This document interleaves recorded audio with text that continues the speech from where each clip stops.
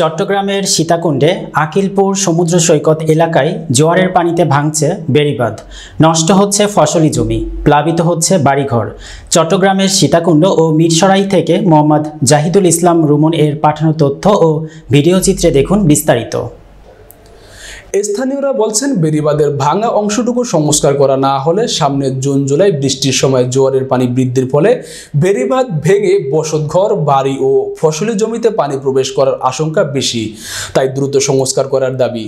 এদিকে পানি উন্নয়ন বোর্ড বলছেন, বাঁশবাড়িয়া থেকে আকিলপুর পর্যন্ত একটা প্রকল্প প্রণয়ন করা হয়েছে, এটা মন্ত্রণালয়ে প্রক্রিয়াধীন আছে। গত বছরে সারা দেশে ভারী বৃষ্টি ও বন্যার ফলে অনেক ক্ষতি হয়েছে দেশের মানুষের, এখানেও তার কম ছিল না। বন্যার পানি ও সমুদ্রের লবণাক্ত পানি ঢুকে নষ্ট হয়েছে ফসলি জমি, প্লাবিত হয়েছে প্রায় 100 থেকে 150 পরিবার। পানি প্রবাহের এই অস্বাভাবিকতায় প্রতিরক্ষা বাঁধের বিভিন্ন স্থানে দেখা দিয়েছে ভাঙন। কুমিরা ইউনিয়নের আকিলপুর সমুদ্র সৈকতে জোয়ারের আঘাতে বেড়িবাঁধ ভেঙে প্রায় 150 থেকে 200 মিটার এসে দাঁড়িয়েছে।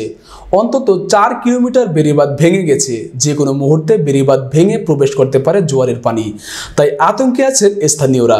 বেড়িবাঁধের প্রায় অনেকাংশে ব্লক সরে গিয়ে ছোট বড় গর্তের সৃষ্টি হয়েছে। স্থানীয়রা জানান, এই গ্রামের অন্তত 5000 মানুষ বসবাস করে। সমুদ্র সৈকতের প্রবেশ মুখে ব্লক সরে গিয়ে বিলীন হয়ে গেছে বেড়িবাঁধ। এর মধ্যে জোয়ারের পানিতে ভেঙে গেছে বেড়িবাঁধের 5টি অংশ, যা বালি দিয়ে ভরাট করলেও এখনো ভাঙন থামেনি। বেড়িবাঁধের অবস্থা খুবই নাজুক, জোয়ারের পানি প্রবেশে ক্ষতি হবে ফসলি জমি, প্লাবিত হবে কয়েকশো বাড়িঘর, তাই অতি দ্রুত সংস্কারের দাবি করেছেন এলাকাবাসী। স্থানীয়রা বলেন, আকিলপুরবাসীর জন্য বেড়িবাঁধ খুবই দরকার, অতি শীঘ্রই যেন বেড়িবাঁধ সংস্কার করা হয়। এই বেড়িবাঁধের ভাঙন দীর্ঘদিন ধরে, এলাকাবাসীকে নিরাপদে রাখার জন্য অতি দ্রুত বেড়িবাঁধটা করার দরকার, যেন বন্যা থেকে এই এলাকার লোকজন রক্ষা পায়। আকিলপুরবাসীর জন্য এই বেড়িবাঁধটা খুবই দরকার, যার কারণে আমি সরকারের কাছে বিনীতভাবে আবেদন জানাচ্ছি। বেড়িবাঁধ ভাঙার কারণে দীর্ঘদিন যাবত আমাদের এলাকাবাসী কষ্ট হতেছে। আমাদের আকিলপুর 9 ওয়ার্ড বেড়িবাঁধ কয়েকটা পয়েন্টে ভাঙন, এগুলো দীর্ঘদিন যাবত, আজকে প্রায় 8 থেকে 9 বছর ধরে। তো আমরা আকিলপুর গ্রামবাসী নিরাপদে বাঁচার জন্য অন্ততপক্ষে আমাদের বেড়িবাঁধের সংস্কার খুব অতি দ্রুত করা দরকার।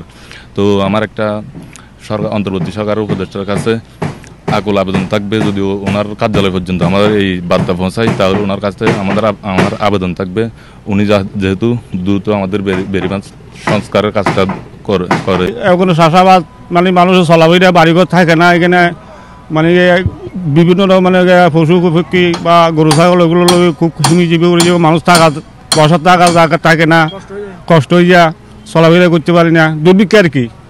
এই চারকোনা বিশিষ্ট যে গিয়াগুলো দিছে বক্সগুলো, এগুলো যখন ছিল না, এখানে আমরা দেখতে পাচ্ছি এখানে দেওয়াল এবং বেড়িবাঁধ যখন এখানে সব পানি চলে আসছিল, এখানে অনেক রাস্তা পর্যন্ত ভেঙে গিয়েছিল। সো এটার ফলে আমাদের এখানে যারা বসবাস করে আমাদের এলাকার বাইরেরা, সো ওখানে ওদের ফসল উৎপন্ন নষ্ট হয়ে যাচ্ছে। দেন হচ্ছে যে এখানে মানুষ গরু ছাগল চড়ায়, সো এগুলো মানে ফসল খেতে পারে না। দেন হচ্ছে যে হাঁটু পরিমাণ করে পানি চলে যায়, যখন মানে কি হয় পানি আসে বন্যার মতো করে। সো এখন যদি এখানে আমাদের বেড়িবাঁধতে হয়, সেক্ষেত্রে আমাদের এই যে এলাকার মানুষরা আছে তারা সুন্দরভাবে মানে বসবাস করতে পারবে, তার ফলে তারা সুন্দরভাবে ফসলগুলো উৎপন্ন করতে পারবে।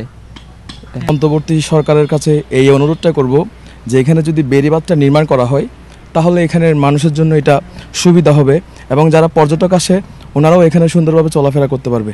তো এখানে আমি সরকারের কাছে অনুরোধ করব যেন বেড়িবাঁধটা যেন যত তাড়াতাড়ি পারে নির্মাণ করে দেয়।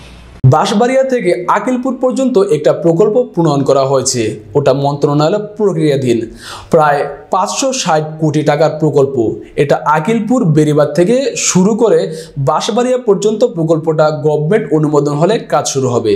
হ্যাঁ, আমাদের হচ্ছে কি আপনার বাঁশবাড়িয়া ফেরিঘাট থেকে আকিলপুর পর্যন্ত একটা প্রকল্প প্রণয়ন করা হয়েছে, যেটা মন্ত্রণালয় এখন প্রক্রিয়াধীন আছে।